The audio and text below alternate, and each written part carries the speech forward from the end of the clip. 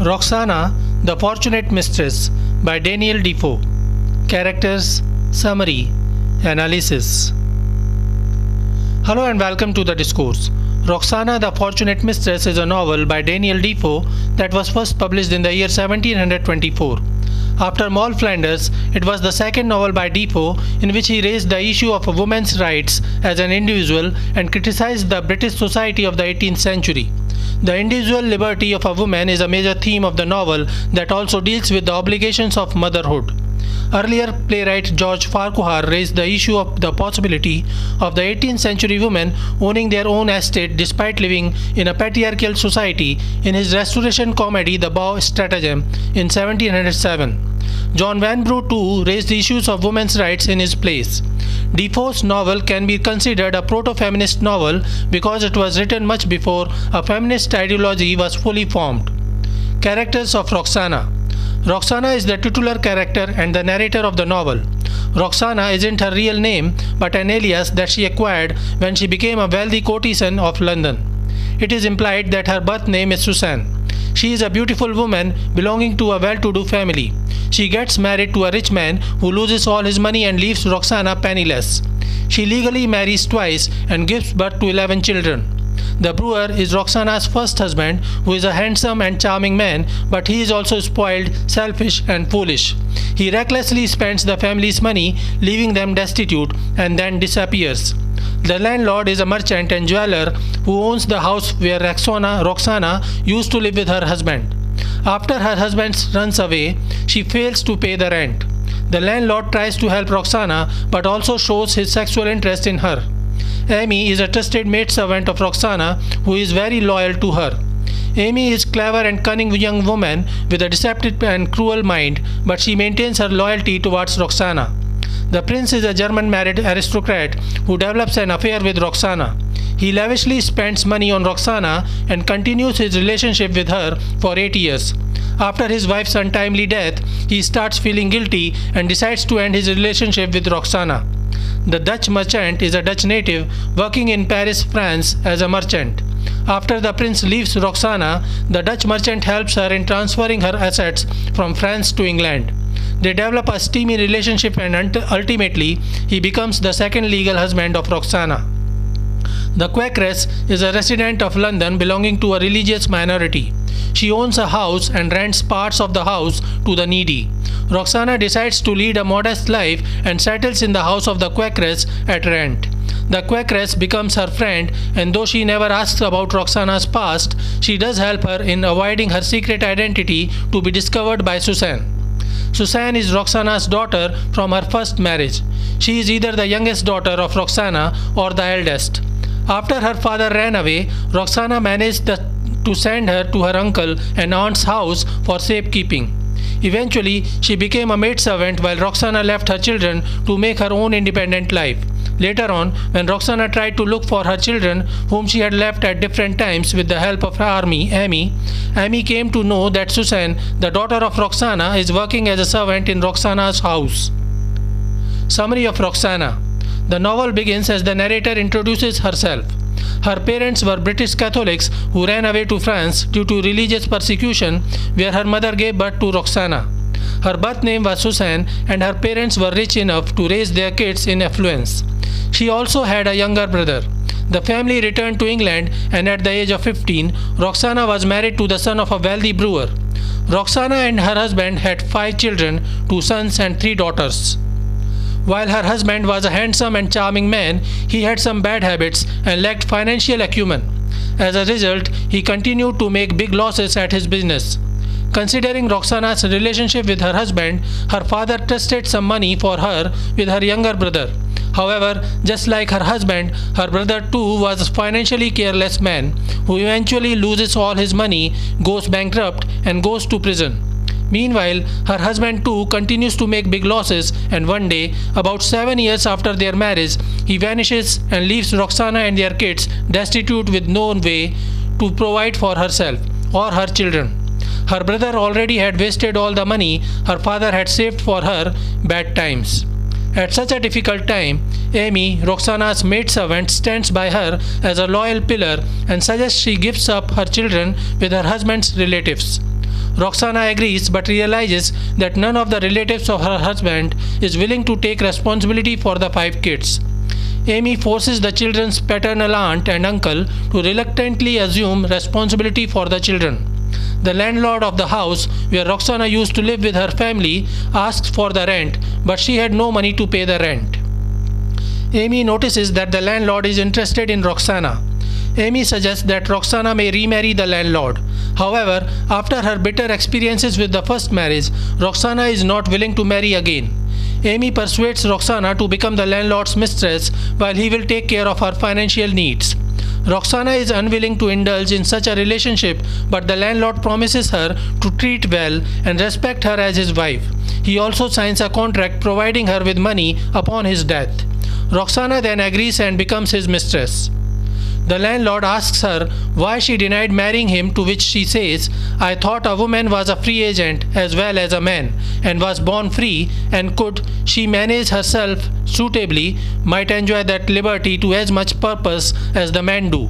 That the very nature of the marriage contract was in short nothing but giving up liberty, estate, authority, and everything to the man, and the woman was indeed a mere woman ever after, that is to say, a slave."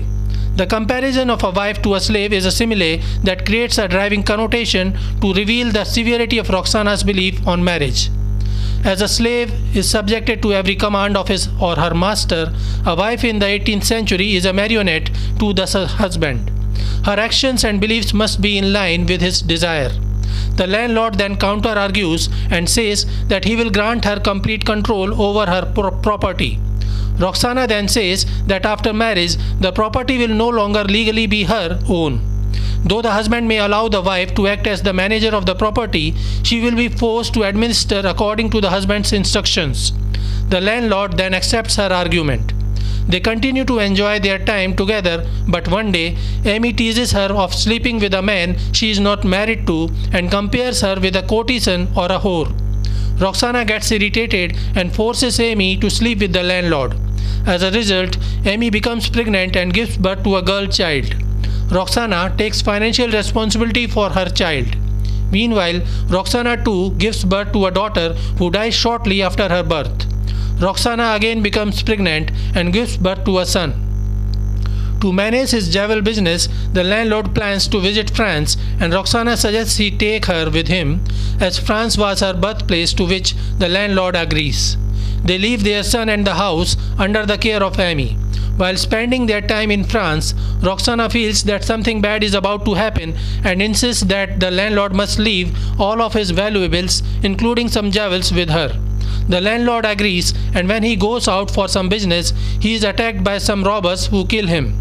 After the landlord's murder, Roxana pretends that all his money and precious jewels were robbed by the robbers and keeps them for herself. She also manages to get a big part of the jewel merchant's estate in France and becomes a very rich woman. She then writes a letter to Amy and instructs her to join her in France. During her time in France, she meets a German aristocrat who falls in love with her. Though the German prince is already married, he develops a relationship with Roxana, who becomes his mistress. The prince lavishly spends money on Roxana and takes her on a trip to Italy, where he buys Turkish garments for her. After returning to France with the prince, Roxana accidentally meets her first husband, the brewer, who is now working as a soldier in the French army. Though Roxana recognizes him, he fails to recognize her, and then Roxana manages to avoid him, detecting her real identity. Roxana continues to be a mistress of the prince for 8 years, during which she gives birth to his 3 sons. One of their sons dies, but 2 sons survive. Meanwhile, the wife of the German prince gets ill and dies. This renders the prince very sad and repentant. He remembers how virtuous his wife was while he continued to waste his life pursuing carnal pleasures. Feeling guilty, he breaks his relationship with Roxana. Roxana then decides to return to England and tries to liquidate all the jewels and property she owned after the death of the landlord. However, one Jewish merchant recognizes the jewels when she tries to sell them and suspects that Roxana was an accomplice of the robbers who murdered the landlord. Roxana presents herself as the widowed wife of the landlord who is being unfairly persecuted. A Dutch merchant helps her in getting rid of the charges, and later on he also helps her in liquidating her property in France while she decides to travel back to England with Amy. Roxana then decides to go to Holland while taking care of all the wealth she has amassed in France and England. The Dutch merchant visits her in Holland and helps her in managing her assets. During this period, Roxana develops an affair with the Dutch merchant and becomes pregnant. When the Dutchman comes to know about her pregnancy, he happily proposes to her to marry him, but Roxana refuses to marry him. The Dutch merchant is very saddened by Roxana's adamant behavior and tries to persuade her, but she stubbornly leaves him and returns to England with all of her wealth. In England, she settles in Pall Mall, close to Buckingham Palace, with Amy, and soon gives birth to her final child, the son of the Dutch merchant. Roxana continues to wisely invest her wealth in businesses while making new social relationships with the wealthy and successful men. Amy, on the other hand, takes care of Roxana's home and her two sons. Roxana develops affair with many wealthy and important men, and she also becomes close to the King of England during this period. She earns the name Roxana and becomes the most popular courtesan in London. However, she continues to avoid any proposal of marriage. Meanwhile, she falls in love with an old lord who ignores her beauty and doesn't fall for her charms. Meanwhile, she persuades Amy to find out about her children from her first marriage. Amy discovers that 2 of the 5 children of Roxana from her first marriage, one boy and one girl, have died.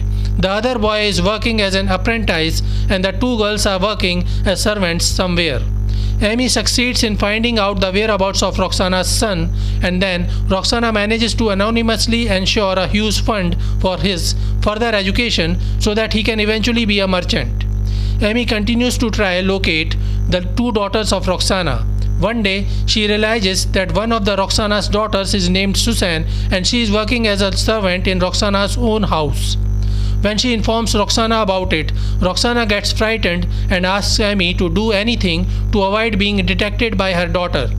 Amy sends Susan away but also provides her with a big amount of money so that she may get higher education.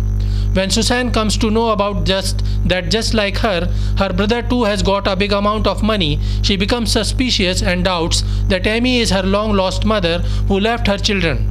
On the other hand, Roxana is too sad to know that she cannot openly meet with her children. Though she is still a popular courtesan, she realizes that she is getting old and losing her charm. Her bad experience with the old lord, whom she really loved, also depresses her. She decides to give up her affluent life and goes away and starts living with a Quaker landlady at her house on rent. She leads a modest life and quiet, but finds herself unable to stop thinking about the Dutch merchant. She sends Amy to France to inquire about him. Amy goes to France to know the whereabouts of the Dutch merchant, but Roxana accidentally meets him in London as he has moved to England. The Dutch merchant still loves Roxana and wishes to marry her so that they may take care of their son as a good parents. After her initial hesitation, Roxana agrees to marry the Dutch merchant. After their marriage, they plan to move to Holland and settle there. However, Susan comes to know that Amy is now living in a Quaker's house, and as she believes that Amy is her lost mother, she visits there to inquire about her. Roxana gets frightened that if the Dutch merchant came to know about her past, it will ruin their marriage. Amy tries to dissuade Susan from her search for her mother, but Susan is very persistent.